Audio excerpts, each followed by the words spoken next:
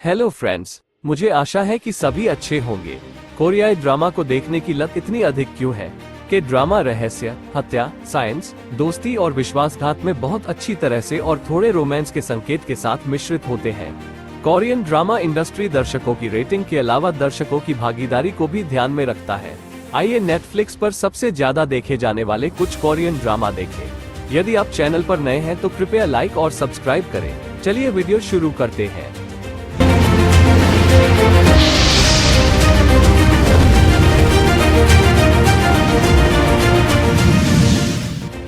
Number 10 पर हमारे पास the sound of magic नाम की सीरीज है। क्या आप जादू में विश्वास करते हैं?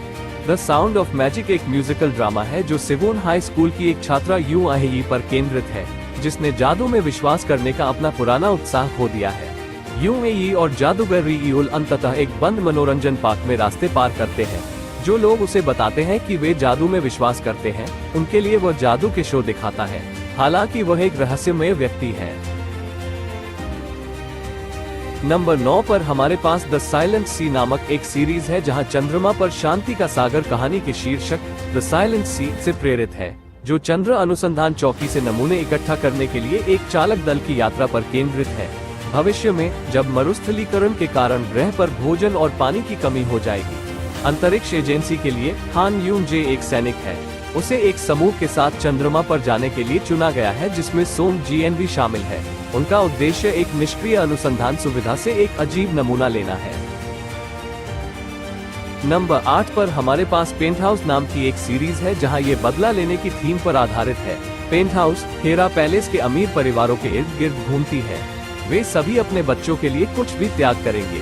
उनके पास ऊंचे लक्ष्य और इच्छाएं हैं, लेकिन जब हेरा पैलेस में एक पार्टी के दौरान मिन सियोल आह नाम की एक युवा रहस्यमय लड़की की गिरने से मौत हो जाती है, तो उनका जीवन बिखरने लगता है। जबकि हेरा पैलेस के निवासी इस सच्चाई को छिपाने का प्रयास करते हैं कि उसकी मृत्यु वहीं हुई थी, वे एक दूसरे के प्रति संदेह रखने से बच नहीं पाते हैं। नंबर 7 पर हमारे पास विंसेंजो नाम की सीरीज है, जहां फैंस शायद इसे जानते हैं, कॉर्न सलाद विंसेंजो क्वासानो। विंसेंजो एक वकील है और इटली में माफिया के लिए सलाहकार के रूप में काम करता है। ग्युंगा प्लाजा के तहखाने से सोना बरामद करने के लिए सियोल, दक्षिण कोरिया लौटने पर वो बेबेल समूह के खिलाफ एक मामले में फंस गया। वो बबेल ग्रुप के खिलाफ लड़ाई में जिपुरागी लॉ फर्म और ग्युंगा प्लाजा के किराएदारों के साथ शामिल हो गया।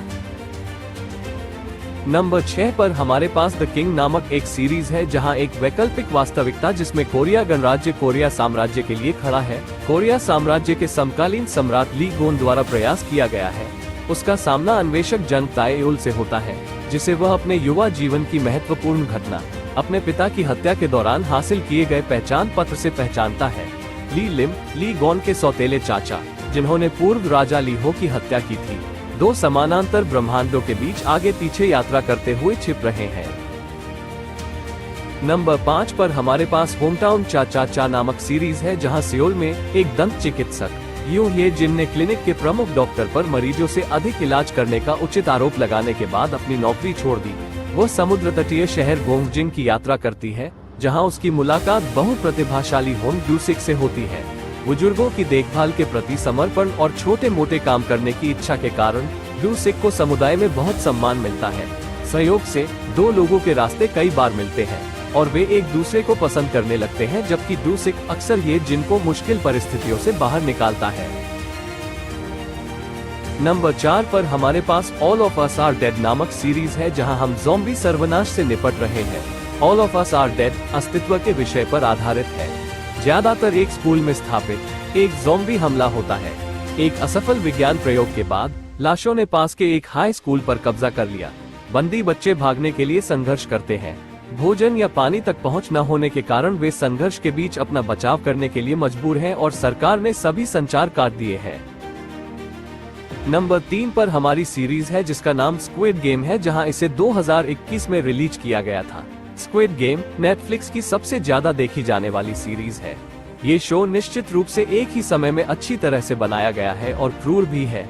ये शो एक प्रतियोगिता पर केंद्रित है जिसमें 456 प्रतिभागियों ने, जिनमें से सभी अत्यधिक वित्तीय कठिनाइयों का सामना कर रहे हैं, $45.6 बिलियन का पुरस्कार जीतने के प्रयास में खतरनाक बच्चों के खेलों की एक श्रृंखला में भाग लेकर अपना जीवन खतरे में डाल दिया। शो की अवधारणा वित्तीय कठिनाइयों, दक्षिण कोरिया में वर्ग विभाजन और पूंजीवाद के इर्द गिर्द घूमती है।